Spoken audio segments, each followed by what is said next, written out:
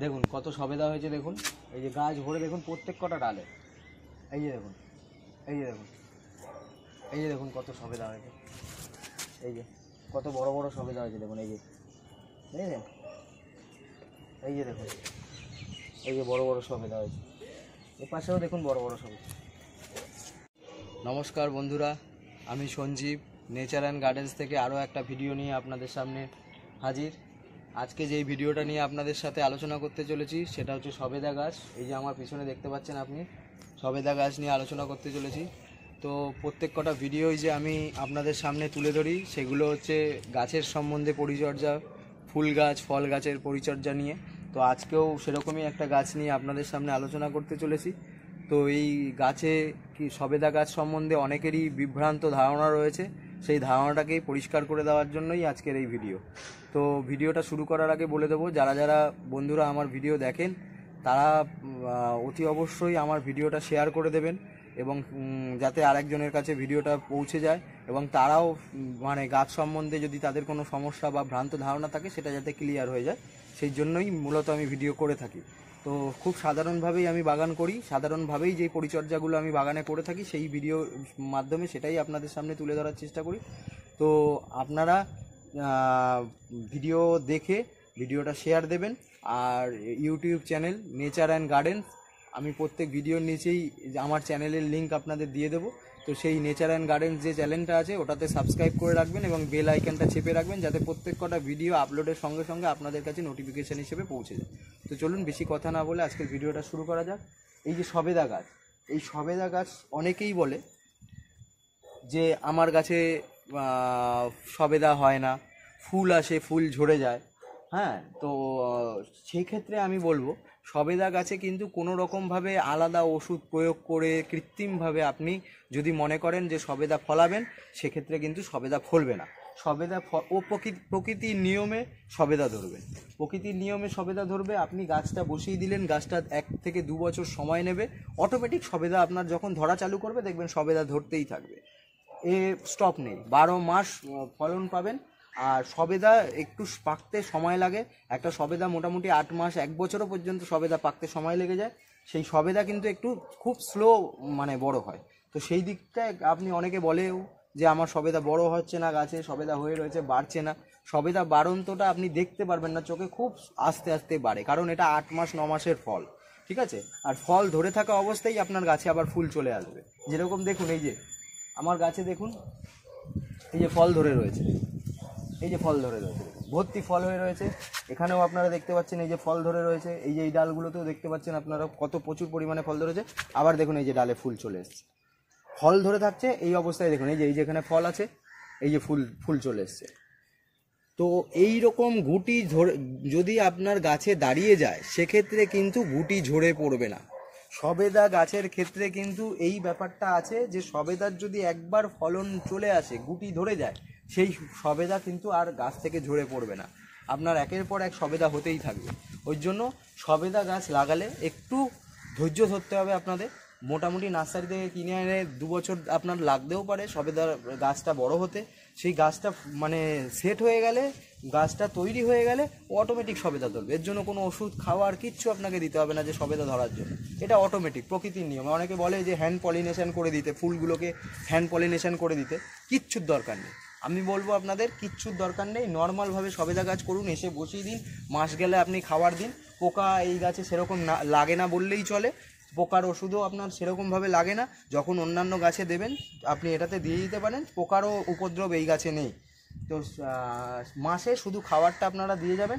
সবেদা, যেটা অনেকের ধারণা আছে যে সবেদা গাছ বড় হয় না, মানে সবেদা বড় হয় না, সেক্ষেত্রে আপনাদের খাবারটা বলে দিচ্ছি, সেই খাবারটা দেবেন, সবেদার সাইজেও বাড়বে। আর আরেকটা জিনিস অনেকেই মানে জিজ্ঞাসা থাকে, এইটা হচ্ছে আপনার আমার কাছে যেটা আছে এটা কালাপাতি সবেদা, আর আরেকটা আছে হচ্ছে ল্যাংচা সবেদা। এই যে পাশে আরেকটা গাছ দেখতে পাচ্ছেন আপনারা, এই যে গাছটা দেখতে পাচ্ছেন, এটা হচ্ছে ল্যাংচা সবেদা। এই যে এটা আমার 8 ইঞ্চি টবে আছে, এটা হচ্ছে ল্যাংচা সবেদা। এতে আপনার একটু লম্বা লম্বা হয়, এরও ফলন প্রচুর। দেখুন গাছ ভরে ফুল হয়ে রয়েছে। এটা গেল বছর, এর আগের বার গ্রো ব্যাগে থাকা অবস্থায় 2খানা ফল ছিল, এখন আমি 8 ইঞ্চিতে বসানোর পরে এই যে দেখুন পুরো ভর্তি ভর্তি ফুল হয়ে আছে প্রত্যেক ডালে, আপনি কোনো ডাল বাদ দিতে পারবেন না। দেখুন গাছের চেহারা দেখুন, 8 ইঞ্চি টবে লাগানো মাত্র। গোড়াটা দেখলেও আপনি বুঝতে পারবেন কতটা মোটা গোড়া হয়েছে। আর এই গাছটার ক্ষেত্রে এই গাছটা দেখুন, এই গাছটা আমার কাছে রয়েছে, এই যে দেখুন গোড়া কত মোটা গোড়া হয়ে গেছে, ঠিক আছে। তো সেক্ষেত্রে আপনারা যারাই সবেদা গাছ মনে করছেন ছাদ বাগানে লাগাবেন তাদেরকে আমি অনুরোধ করব যে আপনারা কালাপাতি আর না হলে আপনার ল্যাংচা, এই দু রকম সবেদা আপনার ছাদ বাগানে টবে করার ক্ষেত্রে খুব ভালো আপনারা ফলন পাবেন। আর একটা হয় ক্রিকেট বল সবেদা, অনেকে বলেন যে ক্রিকেট বল, এটার কিন্তু ফলন আপনার অনেক কম হয়। এটা আপনি টবের ক্ষেত্রে কিন্তু ফলন খুবই পরিমাণ কম পাবেন। আর যদি মাটিতে লাগাতে পারেন এর ফলন ভালো। চাষের ক্ষেত্রে অনেক ক্রিকেট বলটাই চলে বেশি, মানে আর আমরা বাজারেও অনেক সময় দেখি ক্রিকেট বল সবেদা গোল টাইপের হয়, তো ওই সবেদাগুলো কিন্তু জমির ক্ষেত্রে ভালো হয়। টবের ফলনের ক্ষেত্রে আপনারা এই দুটো মিশে নির্বাচন করতে পারেন, দুটো প্রজাতি, একটা হচ্ছে কালাপাতি, একটা হচ্ছে, আসুন দেখে নিন খাবারটা আমি গাছে কী কী খাবার আমি দিচ্ছি। যাদের গাছ, এই যে গাছটা দেখছেন, গাছের এই যে গোড়াটা দেখছেন, দেখুন কত মোটা গোড়া, দেখেছেন? এই গাছে এই যে দেখুন, এই যে শিকড় দেখছেন আপনার, এই যে দেখুন শিকড়টা ওপরে চলে এসেছে, এই যে শিকড়গুলো দেখুন ওপরে ভেসে গেছে।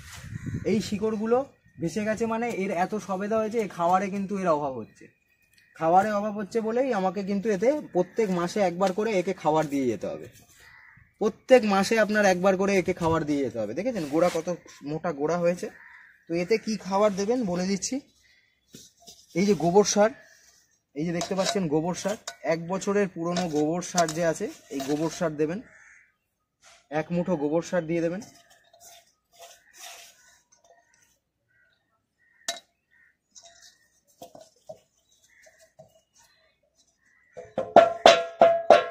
এক বছরের পুরনো যে গোবর সার আছে সেই গোবর সারটা দিয়ে দেবেন। দেওয়ার পরে এর মধ্যে দেবেন হচ্ছে এই যে মিশ্র সার। এই মিশ্র সারটা আমি কিন্তু মানে ডাইরেক্ট মাটিতে আপনারা ওপরেও দিতে পারেন, অসুবিধা নেই। আমি একটু পচিয়ে নিয়েছি, এটা মোটামুটি 7-8 দিন ধরে আমি এই মিশ্র সারটা পচিয়েছি। এই মিশ্র সারটা আমি নিয়ে যে কোনো নার্সারির দোকানে গেলেই আপনারা এই মিশ্র সার পেয়ে যাবেন, দামও খুব সামান্য। এই মিশ্র সার এনে আমি এইটা মাটির সাথে একটু জল দিয়ে আমি এটাকে পচিয়ে নিয়েছি। কারণ এটা কি হয়, মানে মাটির সাথে মিশলে একটা গরম ভাব তৈরি হয়, যে কারণে গাছেরও অনেক সময় ক্ষতি হয়। আপনারা ডাইরেক্ট দিতে পারেন, অসুবিধা নেই, গরম ভাব বেরিয়ে যাবে। আর আমি একটু পচিয়ে নিয়েছি। এই মিশ্র সারটা আপনারা 2 মুঠো দিয়ে দেবেন। টব অনুযায়ী দেবেন, যদি ছোট টব হয়, ছোট টবের ক্ষেত্রে কম, 1 মুঠো থেকেও একটু কম দিতে পারেন বা 1 মুঠো দিতে পারেন। আর বড় টবের ক্ষেত্রে হলে 2 মুঠো দিয়ে দেবেন। এই যে এই মিশ্র সারটা আমি 2 মুঠো দিয়ে দিচ্ছি।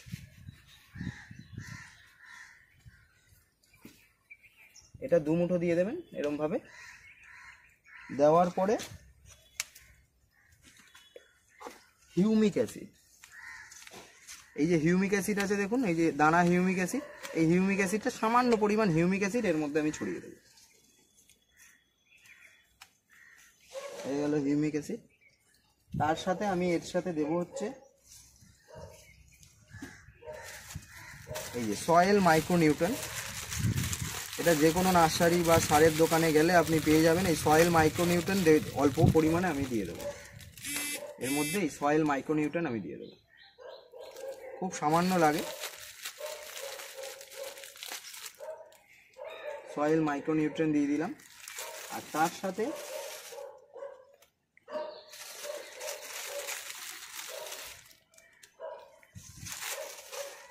সাথে আমি যখনই সার বা খাওয়ার ওষুধ দিই, ফুরাডন পাউডার, এই ফুরাডন পাউডার অল্প পরিমাণ, এই ফুরাডন পাউডার দিয়ে দেবো। এই যে ফুরাডন পাউডার, এই ফুরাডন পাউডারটা দিলে কি হবে, মাটিতে কোনো পোকার উপদ্রব হবে না। কেন্ন বা শামুক এইসব জাতীয় পোকার কিন্তু উপদ্রব এই মাটিতে হবে না। যখনই গাছে খাবার দিই আমি, তখন এই ফুরাডন পাউডারটা কিন্তু আমি ব্যবহার করি। এটা আপনারাও ব্যবহার করতে পারেন, খুব ভালো কাজ দেয়। ব্যাস।